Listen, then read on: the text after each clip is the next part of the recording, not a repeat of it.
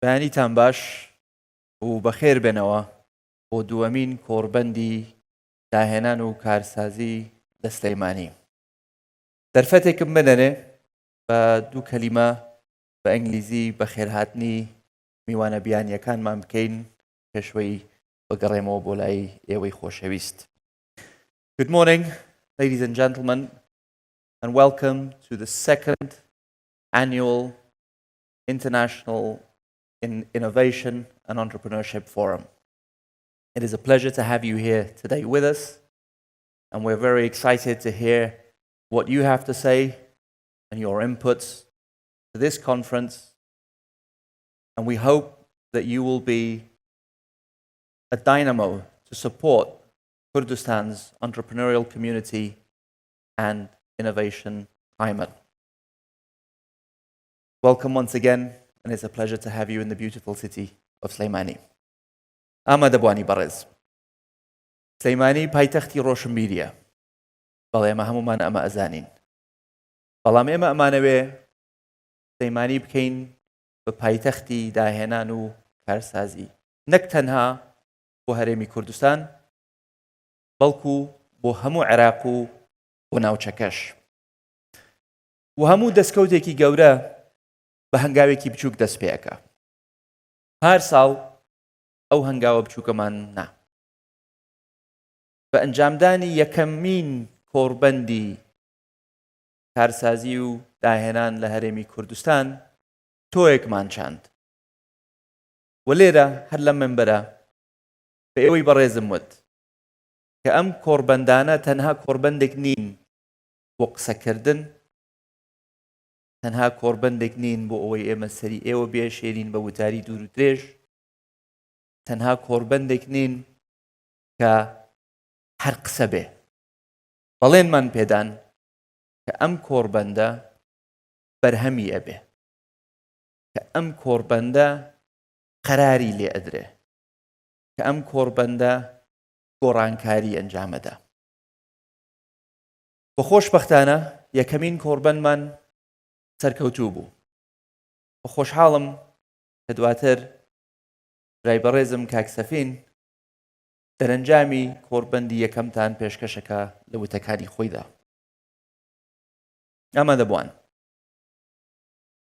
ئێمە ڕوئیایەکی بارزمان هەیە. ئەویش ئەوەیە کە سلەیمانی و کوردستان بکەین بە ناوەندێک بۆ داهێنان و بۆ کارسازی. بەڵام بۆ ئەم ئامانجە پێویستم بە یەک شتە، بە تایبەت لە گەنجەکانمان، لە کارسازەکانمان، لە داهێنەرەکانمان، لە خاوەنکار و وەبەرهێنەرەکانمان، لە سیاسی و ئەندامانی حکوومەتەکەشمان. یەک شت، ئەویشەوەیە باوەڕتان بە خۆتان هەبێ، متمانەتان بە توانا و بە لێهاتووی خۆتان هەبێ. ئێوە بە تایبەت گەنجەکانمان ئەبێ ببن بە سەرڕەمی ئەم بزوتنەوەی کە بەرەو گۆڕانکاری ئەمان بە. باوەڕم پێتانە، ئێوەش باوەڕتان بە خۆتان هەبێ. زۆر جار ئەپرسین بۆ داهێنان. داهێنان لە پێناوی چی؟ من پێتان ئەڵێم بۆ داهێنان. بێ داهێنان پێشکەوتنمان نابێ. داهێنان داینەمۆی ئابووریەکی ئایندەمانە. داهێنان بناغەیەکە بۆ بازاڕی کاری ئەمڕۆ و سبەینێمان. بۆ ئەمریکا سیلیکۆن ڤالی هەیە، بۆ لە کۆماری سین شەنژەن هەیە. بۆ ئەوان ئەتوانن بیکەن، بۆ ئێمە نەتوانین. بۆ تەنها داهێنان و پێشکەوتن و گەشەکردن و گەشە سەندن تەنها ئەبێ لە وڵاتە پێشکەوتووەکان بێ. خیبرەمان نییە، کەسی لێهاتوومان نییە، عەقڵی پێشکەوتومان نییە، زانکۆی باشمان نییە، پەیمانگای باشمان نییە، ڕێکخراوی باشمان نییە، عەقڵمان نییە، دۆستمان نییە، هەموویمان هەیە. بۆیە ئێمەش ئەتوانین سلەیمانی و کوردستان بکەین بە ناوەندێک بۆ داهێنان بۆ ئێستا و بۆ ئایندا. گەرەوان توانیان بیکەن ئێمەش ئەتوانین بیکەین. بەس ئەگەڕێتەوە بە باوەڕبوون بە خۆت. بۆیە من بەڵێنتان پێ ئەیەم بە پشتیوانی ئێوە بە بەردەوامبوونی کۆڕبەندی وەکو ئەم کۆڕبەندە، گر باوەڕمان بە خۆمان هەبێ سلەیمانی ئەکەین بە ناوەندێک بۆ داهێنان، بۆ کارسازی، بۆ پێشکەوتن، بۆ گەشەکردن بۆ هەموو ناوچەکە. ئەوان بەڕێزن کە باس لە داهێنانەکەین، کاتان لە یەکەم تەنها بیر لەوە مەکەنەوە کە داهێنان بۆ کۆمپانیەکانی ئایتیە، کە داهێنان تەنها ستارتەپ و AI و شتە پێشکەوتووەکانە. ئێمە هەمومان لە ژیانی ڕۆژانیمان پێویستمان بە داهێنانە. هەموو ڕۆژێکە ببی لەوە بکەینەوە چ داهێنانێکمان هەبێ بۆ ئەوەی سبەینێ لە دوێنێ باشتر بێ لە ژیانی ڕۆژانەمان، لە کاری بزنسە، لە ئەکادیمیا و لە زانکۆکانماندا، لە ناو ڕێکخراوەکان و بەڵێ لە حکوومەتیشدا. لەو کاتێک کە من جێگیری سەرۆکی حکوومەت بوومە، کوردستان ڕوبەڕووی کێشەیەکی زۆر بووەتەوە. و زۆر جار ئێمە لە ڕێگای داهێنانەوە توانیومانە کێشەی زۆر ئاڵۆز چارەسەر بکەین. 2014 بودجەی هەرێمی کوردستان بڕا. هەرێمی کوردستان دووچاری جەنگی داعش بووەوە. 29% دانیشتوانی هەرێمی کوردستان زیادی کرد بە هاتنی ئاوارەیەکی یەکجار زۆر لە بەشەکانی تری عێراق و حتا لە سووریاشەوە. 1001 کێشە ڕوبەڕووی هەرێمی کوردستان بووەوە و دەستپێکی کێشەی موچە لەو سەردەمە دەستی پێکرد. ئێمە وەکو لە حکوومەت کێشەیەکی زۆر گەورەمان هەبوو. نەمانەتوانی مەعاش بین، نەمانەزانی مەعاشە دەین بە کێ. قسەمانە کە لەگەڵ وەزارەتی مالیەمان وت قایمەیەکمان بنێ، قایمەی ڕاتبمان بنێ، نەیان بوو. لە یەک شوێنان ئەو معلوماتە نەبوو کە ئێمە وەکو حکوومەتێک مەعاش ئەدەین بە کێ. بەڕێزانەی کە هاوکارم بوون لەبیریانە. ئێمە لە ڕێگەی داهێنانەوە توانیمان ئەو مشکلە گەورەیە چارەسەرکەین. هاتین پرۆژەی بایۆمەتریمان دەست پێ کرد. هاتین لە ماوەی 6 مانگە 1,200,000 کەسمان تۆمار کرد لە سیستمێکی بایۆمەتری ناوەندی کە ئەو کاتە ئێستش لە بیرمە خەڵک ویان نەزانی ئێمە شێت بووینەوە توێنم چ خەریکی چیت مەعاشەکە و کووە. تەلیقەکانم لە بیرە، پۆڵمان نەدا بە سوود وەرگرتن لە توانای خۆماڵی، بە سوود وەرگرتن لە کۆمپانیاکانی ئایتی خۆماڵی، بە سوود وەرگرتن لە ئەزموونی زانکۆ و کادرە پێشکەوتووەکانمان لە ناو حکوومەت، ئێمە توانیمان سیستمێک پەیڕەو بکەین کە ئەمڕۆ بەرهەمەکەی ئەبینین. ئەمڕۆ ببێ سیستمی بایۆمەتری حکوومەتی ئیتیحادی هەرگیز موچەی نەئەنارد بۆ هەرێمی کوردستان. سیستمی بایۆمەتریەکە بوو کە متمانەی داوە ئەمڕۆ بە حکوومەتی ئیتیحادی سیقەی هەبێ بە قایمەی ڕاتبی هەرێمی کوردستان.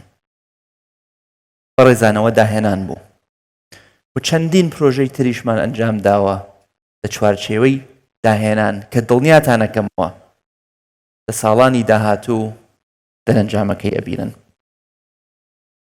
حکومڕانی دروست، هەمەجۆرکردنی ئابووری هەرێمی کوردستان، شۆڕشی داتا، گەشەکردنی کشت و کاڵ، گەشەکردنی گەشت و گوزار، بەستنەوەی کشت و کاڵ و گەشت و گوزار بە گەشت و کاڵ ئەمانە هەموویان داهێنانیان پێویستە. پێشکەوتن لە بواری حکومڕانی، لە بزنس، لە کاری ڕۆژانەمان، لە ژیانمان، لە کاری دیپلۆماسی، لە کاری پەیوەندی پێویستی بە داهێنانە. پێشتر داوام لە ئێوەی بەڕێز کرد و بە تایبەت لە گەنجەکانمان کە باوەڕیان بەخۆیان هەبێ. مستەزانم وەڵامی ئەو داوای من چییە؟ ئەڵەن چیمان بۆکەن؟ باشە فەرمەوە باوەڕمان بە خۆمان هەبوو، باشە چیمان بۆکەن؟ پرسیارێکی بەجێیە. ئێمە جەوێکی لەبارتان بۆ دروست دەکەین. جەوێکتان بۆ دروست دەکەین کە خەونەکانتان تەنها خەو نەمێنن. ئارامی و ئەمنیەتتان ئەپارێزین. یاساتان بۆ ئەگۆڕین تاکو ئێوە بتوانن ئاسانتر لە دوێنێ ئیشی خۆتان بکەن. ڕێنماییەکانتان بۆ ئەگۆڕین تاکو چیتر ڕێنمایی و قەرارەکانی حکوومەت بەربەست نەبن لە بەردەم بەدیهێنانی خەونەکانتان. بەرهەمەکانتان ئەپارێزین لە بەرهەمە فکریەکانتان بێ یاخود ئەو بەرهەمە بێ بەرهەمیە هێنن. بەردەوامیشە بین لەسەر ڕێڕەوی ڕاستکردنەوەی حکومڕانی و چاکسازی و بە دیجیتاڵکردنی حکوومەت و حکومڕانیتان. هەموو شتێکمان پێویستە بۆ گەیشتن بە ئەو ئەنجامە. میلەتێکی بەتوانامان هەیە، ژێرخانێکی بەهێزمان هەیە، سامانە سروشتیەکی یەکجار زۆرمان هەیە، سامانێکی مرۆیی یەکجار باشمان هەیە، میراتێکی یەکجار قوڵمان هەیە، مێژوویەکی پڕ شانازیمان هەیە و ڕۆحیەتێکی داهێنانیشمان هەیە و دیوەکەی تریشی کێشە و گرفتێکی یەکجار زۆرمان هەیە، تەحەدیاتێکی یەکجار زۆرمان هەیە کە پێویستە ڕوبەڕوویان ببینەوە. و ئەوە ئامانجی سەرەکی ئەم کۆڕبەندەیە. عەقڵی باش کۆ بکاتەوە، بیرۆکەی باش کۆ بکاتەوە، خەڵکی دڵسۆز و نیشتیمان پەروەر کۆ بکاتەوە تاکو هەموو بیرۆکەکان یەک بخینەوە، کێشەکان تەشخیصکەین، سوود وەرگرتن لە ئەزموونی دەرەکی، لە ئەزموونی وڵاتە پێشکەوتووەکان و توانای خۆماڵی کێشە چارەسەر بکەین، گۆڕانکاری ڕاستەقینە ئەنجام بدەین. ئێمە پشتیوانی داهێنانە بین لە هەموو ڕۆیەکەوە، بەڵام داواکاریشمان هەیە بۆ داهێنەرەکانمان کە بەرپرسانە ئیشی خۆیان بەرەو داهێنانێکی بەرپرسانە بڕۆین. بینی ومانە دڵمان خۆش بووە بە AI و دەستکردی زیرەک. هەمومان متابعەی پەڕەکانەکەین لە بینی ChatGPT و دیپسیک و پلاتفۆرمەکانی تر. ڕەنگ بێ زۆربەمان ڕۆژانە پرسیار لە ChatGPT بکەین، پرسیاری پوڵ، پرسیاری شەخسی، پرسیاری هەزەلیش هەمومان کردومانە. هەندە جار سوودیشی هەبووە و تەکنۆلۆژیا و گەشەکردنی تەکنۆلۆژیاش سوودی هەبووە بۆ پێشکەوتن. بەڵام ئەگەر خراپ بەکار بێت و خراپ بەکار بهێنرێت کارەساتی کۆمەڵایەتیش دروست دەکات. بۆیە داواکارم لە داهێنەرەکانمان بەرپرسانە داهێنانی خۆیان ئەنجام بدەن و ئیش بکەین بەرەو داهێنانێکی بەرپرسانە. لە کۆتاییدا منەوێت سپاسێکی زۆری سپۆنسەرەکانی ئەم کۆڕبەندە بکەم، بە تایبەتی سپۆنسەرە ئەڵماسیەکەمان ئاسیا سێڵ و فاروق گروپ کاکە زرنگ بەخێر بێی و هەموو سپۆنسەرەکانی تریش کە هاوکار بوونە بۆ ئەوەی ئەم کۆڕبەندەمان پێڕێکخرابێت. سوپاسێکی گەورەتری ئێوەی بەشدار بوو شەکەم حەزوورتان هێنا و داوەتی ئێمەتان قبول کرد چە ئەو بەڕێزانەی کە لە دەرەوە هاتوون و وتارەکانیان پێشکەشەکەن چە ئەو دیپلۆماتە بەڕێزانەی کە لە هەولێری پایتەختەوە تەشریفیان هێناوە بۆ ئەم کۆڕبەندە دڵنیام لەم کۆڕبەندە گوێبیستی وتارێکی زۆر ئەبین سوود لە ئەزمونێکی زۆر وەرەگرین بەڵام دیسانەوە ئیڵێم ئەم هەموو خەڵکەمان کۆنە کردوێتەوە تاکو تەنها گوێمان لە خەون بێ ئێمە لێرەین بۆ ئەوەی ئەو خەونانە بکەین بە واقع هەر شاد و سەربەرز و سەرکەوتوو بن و بەخێر بێن سەرسەر و سەرچاوم